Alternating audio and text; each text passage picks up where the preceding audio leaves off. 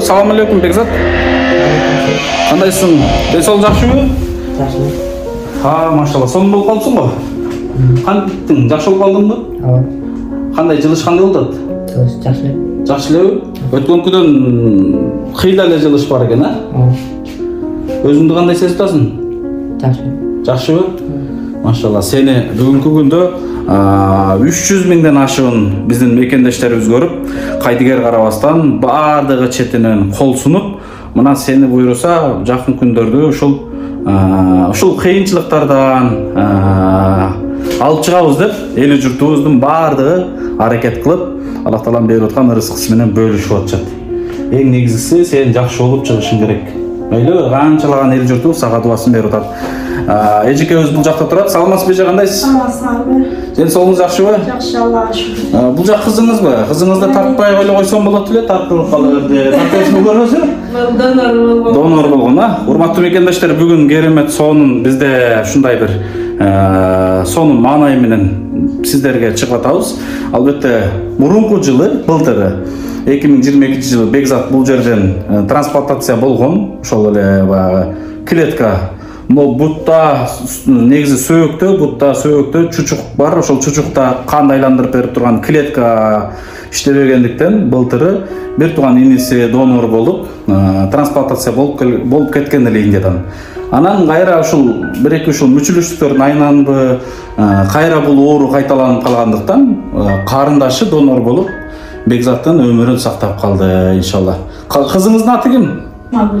Жумагүл, укам, сенден Алла разы болсун. Карачы, кайрадан бир жаңы жашоо бердиң да. Бул Бекзаттын өмүрүнө үчөөңүздөр себепкер болупсуздар да. Алгач сиз эжеке, андан кийин иниси, анан мына карындашы, машалла, ушундай керемет балдарды тарбиялаган экенсиз. Бир тууганы үчүн күйүп ушул жерде карашып донор болуп дегендей. Эжеке, кечээки күнкү видеону элдин баары көрдү. Мекендештерибиз дүйнөнүн деңиздин кайсы бурчунда жүргөн бир боор мекендештерибиздин баардыгы бул Бекзат боюнча кабар алды, көрдү, маалымат алды, көздөрүнөн жаш алып, жүрөктөрү бир элжиреп ушундай кан алып бир өзгөчө бир дубаларын берип турду да. Анан Аллах Тааланын берген ырыскысы менен бөлүшүп отуруп, мына ошол кечээки биздин бир кайрылуубуздун аркасында буйруса Бекзаттын ушул бул жердеги трансплантация пакет маселеси иншалла чечилип калды буйруса. Ооба. Сизде кандай эжеке маанайлар? Бүгүнкү күндө балаңыз дагы сонун болуп көз алдыңызда турат операциядан кийин бир ушул эмоцияларды бир бөлүшүп бериңизчи. Маанайлар биринчи келгенге салыштырмалуу аябай жакшы. Бүгүн биз ошол доктордун переводчигибиздин айтымы боюнча 5-6 күндөн кийин гостиницага чыгасыңар деди. Баланын абалы жакшы деди. Кудайга шүгүр ушунчалыгына. Азыр бүгүн балам кадимкидей коридорго чыгып басып келди. Ушу өзү дагы жаткысы келбей атат, баскым келип атат деп доктордон уруксат алып, ушу басып өтө кубанычтамын. Үчө жылыш бар. Кудайга шүгүр, Аллага шүгүр. Ал эми жалпы ушул жардам берген мекендештерибиз, сиздин өзүңүз айтмакчы бир Кудайга үнүңүз жеткен экен. Жалпы колдоп турган бир туугандарыбызга эмне деп айтар элеңиз эжеке? Бардыгына айтарым ушул баарынан Аллах разы болсун. Ушул бизди ушундай кыйынчылык күндөн алып чыгып кеткен ушул эл журтубузга баарына терең ыраазычылык билдирем. Атабыз да ошол жактан туруп алып ыраазычылыгын билдирип атат, рахмат деп. Баарына рахмат, тапкандарына Аллах Таалам береке берсин, үй-бүлөлөрүндө тынчтык болсун, дайыма эч качан оорушпасын, ден соолукта болуп, жакшы элдин кызматында жүрө берсин. Алла Таала ошол күндөргө насип ете берсин. Айтканыңыз береке берсин. Айтканыңыз келсин. Сонун, негизгиси мен Бекзаттын азыркы абалын көрүп алып, аябай бир башкача кубанып сүйүнүп турам. Бекзат буйруса, Кыргызстандан күтөбүз эми сени. Сонун болуп, өз бутуңа туруп, басып, кубанып, элди сүйүндүрүп барасың деген чоң үмүтүбүз бар. Жана сен буйруса, элдин керегине жараган, элдин намысына жараган, дини исламга кызмат кылган өзгөчө бир кыргыздын уулу болот деп мен эле эмес, жалпы эл күтөт. Буюрса, жакшы боло берсең, бардыгы жакшы күндөрдүн баары алдыда, Бекзат. Сарсан болбогун, Бекзат, операция учурларда bir өзүңдү кандай алып жаттың? Негизи мындай билиндиби, билинбедиби? Операция учурунда эч нерсе деле билинген жок. Ошо кан курганда эле куюп кой, клетканы куюп кой керишкен. Тез эле бүтү, анысы. Билинбей эле ал күндөр өтүп кеттиби? Ооба. Азыр ал күндөн караганда мындай кадимкидей жылыш барбы? Бар. Жакшы. Жакшы, Машалла. Бул канча жашар карындашың? Быйыл 11-ге чыкты. 11-ге чыктыбы? Жумагүл деп аты? Ооба, Жумагүл, сен кыйналбадыңбы агаңа донор болуп атканда? Жок, кыйналбадым. Кадимкидей эле жеңил эле болгондой болдубу? Ооба. Азыркы учурда абалың кандай? Жакшы. Жакшыбы? Ооба. Агаңдын жакшы болуп турганын көрүп, мындай башкача бир сезимдер болуп атабы? Кыргызстанды сагындыңарбы? Машалла. Сонун наке карап, жүздөгү өзгөчө кубанычтар, нурлар буйруса. Урматтуу мекендештер, жалпы кыргызстандыктар, карабаңыздар. Биз кайрадан Индиянын Борбору Дели шаарындагы больницалардын биринен жалпыңыздарга жылуу салам жолдойбуз. Албетте, урматтуу мекендештер, жогоруда көргөндөгүдөй Бекзаттын абалын азыр өз көзүбүз менен көрүп, жана сиздер менен дагы абалын бөлүшөлү деп келип турабыз, зыярат кылып. Кудайга чексиз шүгүрлөр жана мактоолор болсун. Биздин Кыргызстан эли ушунчалык бир башкача айкөл эл да. Мен таң калам, аябай ыраазы болом. Керемет эл. Дүйнөдө бир башкача эл болсо керек. Анткени өзүндө толук мүмкүнчүлүк шарт болбосо дагы өзгөнү ойлогон, мекендешин ойлогон, бир тууганын ойлогон, кыйналган жердешин ойлогон башкача элбиз. Аллах таалам ушунубуздан жаздырбасын. Аллах таалам жалпыбызды, бардыгыбызды, ар бир кыргызстандыктарды алуучу колдордон эмес, берүүчү колдордон кылсын.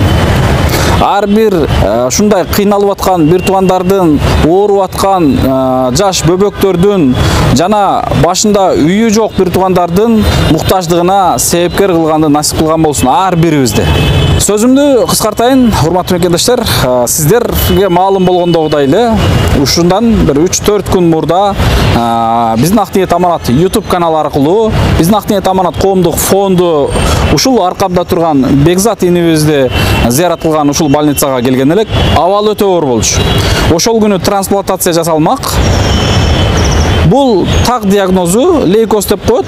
Бул канда, чучукта канды айландырып берген клетка болот. Мисалы мурда мен Татынайым, Алихан, Аруке деген жаш балдарды алып келбедим. Ошол сыяктуу эле. Мына ошентип ушул Бекзатка дагы экинчи рет трансплантация жасалды. Бул операция, урматтуу мекендештер, аябай оор. Бул оор бөйрөктөн дагы оор, урматтуу туугандар.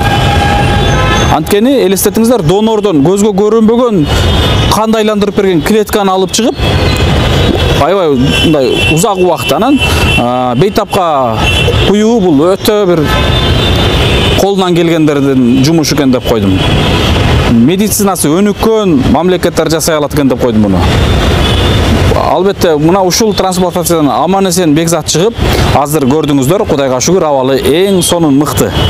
Анан ушул учурда мен ушул артымда турган Фордс больницанын гематолог-онкологу биздин досубуз Викас Дубага терең ыраазычылыгымды билдирем. Аллах разы болсун.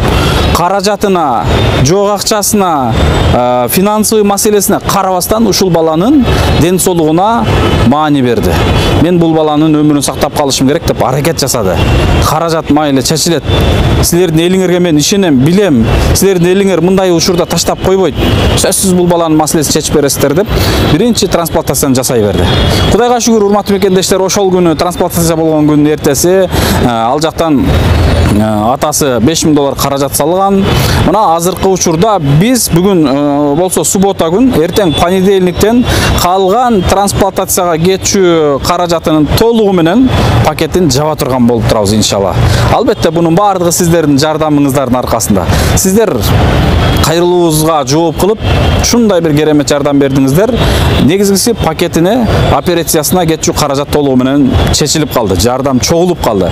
Эми биз азыркы учурда ушул эжебиз бул жерде 1 айдан 3 айга чейин бул жерде болот экен баласы менен.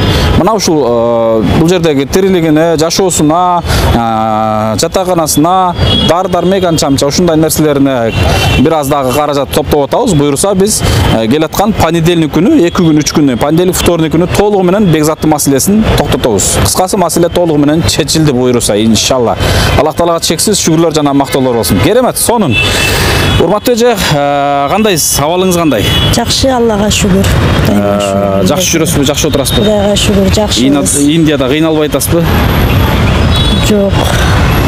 Кыйналсак деле майла жок, бала үчүн бардык нерсеге чыдайт экенбиз да. Дене деген ошондой экен, бала үчүн бардык нерсеге даяр болот экенбиз. Күнү-түнү уктабасак деле, башка болбосок деле, ушу балабыз жакшы болуп кетсе экен деген гана ниетте, дуада болот экенбиз да. Бекзат боюнча азыр көрүп чыктык, абалы эң сонун экен. Мындай Бекзат боюнча бир айтып кетиңизчи. Сиздин ичиңиздеги баягы тилектер, максаттар, орундар, ойлор бир орундалып бараткандайбы бир? Кудайыма миң мертебе шүгүр. Биринчиден ушу Аллахтын немеси керемети менен балам биринчи келген күнкүгө салыштырмалуу азыр абалы өтө жакшы. Врачтар да киришип, абалы жакшы, эч кандай проблемалары жок деп атышат. Кудайым буйруса 5-6 күндүн ичинде гостиницага чыгарабыз деп атышат. Эми Бекзатым өзү дагы багы жаткысы келбей, мен баскым келип атат апа, басайынчы деп өзү дагы аракет кылып атат. Ушул баарыбыздын аракетибизди сезгендей балам дагы өзү дагы аракет кылып, мен жакшы болуп кетем. Кудайым буйруса жакшы болсом, элиме кызмат кылам, диниме кызмат кылам деп үмүт менен жатат балам дагы. Иншалла. Ошо күндөргө Кудай жеткирсин эжеке. Сиздин ушундай бир ыйларыңызды, бир ушундай бир жүрөктөн кайрылган Кудайга кайрылууңузду Аллах Таалам кабыл кылган экен. Ар бир көрүүчүбүздү себепкер кылып, сизге буруп дегендей, сизге бир назарын салып дегендей, сиздин балаңызга бир керемет жардамын беришти да. Ар бир эле бейтаптарга мындай жардам боло берген эмес эжеке. Анткени баягы мусафырчылыкта жүрүп сураныпсыз да эжеке. Анан эң негизгиси калыс ниетиңиз менен суранган экенсиз. Калыс ниетиңиз менен ушул Кудайдан суранып, элибизге жардам сурап кайрылган экенсиз. Мына ниетке баглык экен бардыгы. Ниетке жараша. Сиз биринчи каражат маселеси эмес, ушул баланын маселесин бийик биринчиге койгонуңуз үчүн мына ушул иш алдыга жылып кетти эжеке. Бардыгы ниетке жараша. Мен ойлойм, ар бир көрүп аткан кайрылуулардагы, ар бир муктаждардагы, ар бир эртеңки бизге кайрыла тургандар дагы мына ушундай эжебизден үлгү алсаңыздар дер элем. Биринчи туура албетте ар ким эле ушундай бир баланын маселесин ойлоп кайрылышат, анан эле каражат да. Каражат маселе адамды ар тарапка бир ойду бөлүп турат да. Бул ой деген күлүк ар тарапка бөлүнүп турат эмеспи? Анысың арындай бул эжебиздин калыс ниети менен кайрылган экен. Аллах Таалам ушул кайрылуусун мындай кабыл кылып, сиздер жана биздерди себепкер кылды. Шүгүрлөр болсун. Урматтуу мекендештер, баардыгыңыздарга мен терең ыраазычылык билдирем. Мына буйруса биз 2 күндөн кийин эртең понедельник, вторник күнү биз Кыргызстандан сиздердин жөнөтүп аткан аманатыңыздарды Сбербанк, Элкарт, Мбанк, Элкарт, эл сомдору өздөрүнүн каражатына чогулган. Ал эми Сбербанк болсо фонддун атына чогулган. Ушунун баардыгын буйруса бириктирип, уже пакетке жетти. Биз эртеңки понедельник күнү пакеттин маселесин жабабыз. Жана буйруса эжебиздин дагы бул жактагы кетип аткан расходторуна дагы колубуздан келишче жардамыбызды берип, анан мекенге жол алабыз деген өзгөчө үмүтүбүз бар. Негизи бүгүн өзгөчө кубаныч менен келели дегенбиз. Бир аз ушул толук чечилбей тургандыктан өзүбүз эле келип зыярат кылып турабыз. Бирок эртең понедельник күнү буйруса өзгөчө жаңылык менен келип, кыскасы маселени толугу менен жабып кетебиз деген ушундай өзгөчө ниетибиз бар. Шүгүрлөр болсун, урматтуу мекендештер. Баарыңыздарга терең ыраазычылыктар болсун. Эжеке, балаңызга да Кудайым шифасын берсин, жакшы болуп кетсин, кыжалат болбоңуз, арсан болбоңуз. Мындан кийин ыйлабаңыз эжеке, ыйлабаңыз эми. Күлүп, сонун болуп эле жүргөндү Кудайым насип кылсынчы эжеке. Ушул балдарыңыздын сый-урматын көрүңүз, тойлорун көрүңүз, тойлордо бизди чакырыңыз, барып кызмат кылайлы эжеке. Кудайым буйруса. Сөзсүз чакырабыз. Сиздерге дагы терең ыраазычылык. Алла Таалам силерди буйруп бизге себепкер кылып жөнөткөн экен. Ушу Алла Таалама чексиз шүгүрлөр болсун. мен айттым го башында ушу биринчи келген жылдан баштап кайрылып келдик. Силерге баягы буйрук эмес экен, ал маалда байланыша албадык. Мына өзү Алла Таалам Кудайыма үнүн жеткен экен. Силерге Кудайым өзү эле учуратып койду. Өзү эле силерди мага туш кылды. Силерге терең ыраазычылык, анан элиме терең ыраазычылык билдирем. Тапкандарына Алла Таалам эселеп кайтарсын, береке берсин. Рахмат ушуларга. Ушу элдин жардамы менен биз Кудайга шүгүр болдук да. Эл бар экен, биз барбыз. Эң туура айттыңыз эжеке, ар бир үйдө жана азыр больницада балаңыздын жанында жатканда ушул жардам берген ар бир көрүп аткан бир туугандарыбыз үчүн, сапарда жүргөндөр үчүн бир өзгөчө дуаңызды берип туруңуз эжеке, дайыма. Сөзсүз намаздарыбызда сөзсүз дуа кылып турабыз. Рахмат эжеке, рахмат. Кыжалат болбоңуз, кем болбоңуз сиз дагы. Мына ушундай урматтуу достор, Аллах сүйгөн иш болуп атат достор. Аллах Тааланын каалоосу менен өзгөчө жумуштар болуп атат. Болгондо да бөтөн эл, бөтөн жер, түшкө кирбеген Индия жергесинде өзгөчө жумуштар болду. Бүгүн бул жумуштар, бүгүн кадимки эле жумуш болушу мүмкүн, эртең бул кадамдар, бул күндөр эртең тарых достор. Мына ошол тарыхтарга сиздер дагы себепкер болгонду токтотпоңуздар. Көрүшкөнчө тынч болуңуздар. Ассаламу алейкум.